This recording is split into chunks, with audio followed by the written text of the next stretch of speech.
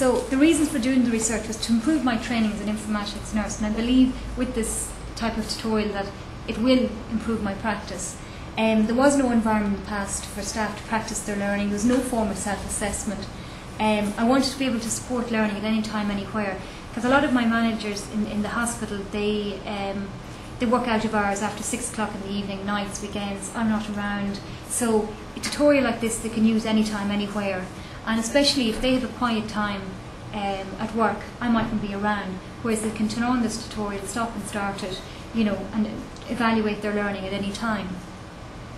The current paper documentation, I evaluated the help documentation, and it showed that it was actually redundant because it wasn't being used.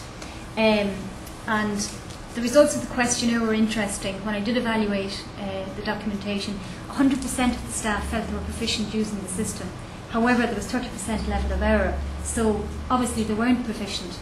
And 50% of the staff felt that they did use the help documentation when they needed it, and 50% just didn't bother with it. What am I claiming to have achieved through the research? I believe that I've gained a great understanding of how people learn. Definitely, as I've been developing the tutorial, I've been looking at how people have actually gone wrong in the past and trying to develop the tutorial based on that, and also how I've learned through the whole process. By using Captivate, it's helped me to apply instructional design methods or theories and learning theories to the e-learning artefact.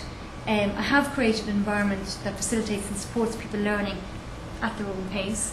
And users now have an area where they can practice and evaluate their own learning. I threw in this one here, influencing nurse managers and becoming more responsible for their learning.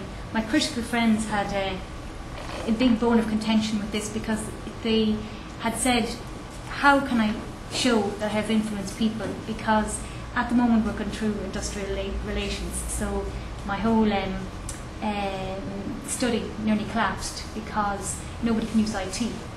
So I was left with 2 research participants, but I have got other people now on board as well. So it will only be after 6 months, maybe a year down along the line, when I can improve, when I can pull another systems report to show, yes, there is a level of improvement here. So really it's not about influencing nurse managers and becoming responsible and accountable for their practice. It's more being responsible for their own learning, because the fact that people are going in to use the tutorial again and again and again to get it right, it has made them inadvertently become responsible. But how I can actually show that evidence will be difficult. I have created a source of referred source of information as well.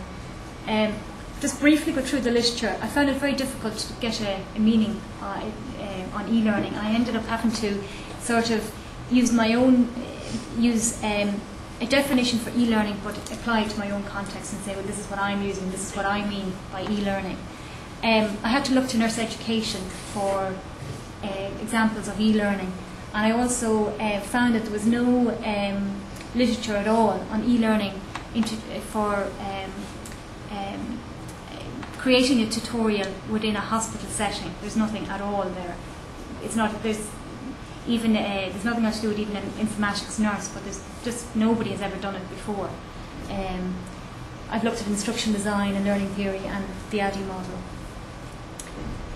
My aim to investigate the potential of the e-learning tutorial to support and facilitate learning for nurse managers using a computerised rostering system.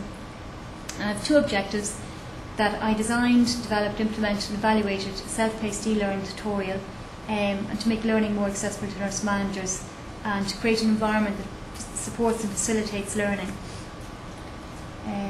Okay, I'm using action research approach using living education theory, and why. I think it was very important for me to sort of outline why, because nursing has always used in the past a post-positive approach. You always had to have your fact, you always had to be outside of the research, and you couldn't sort of show your values or anything, you couldn't let them sort of contaminate the research. So I think with living education theory, that you're involved in the research, you're not an outsider looking in, you're actually participating the whole way through. I wanted to critically look at my practice and how I could improve and change my practice, and I wanted the users to be involved with me.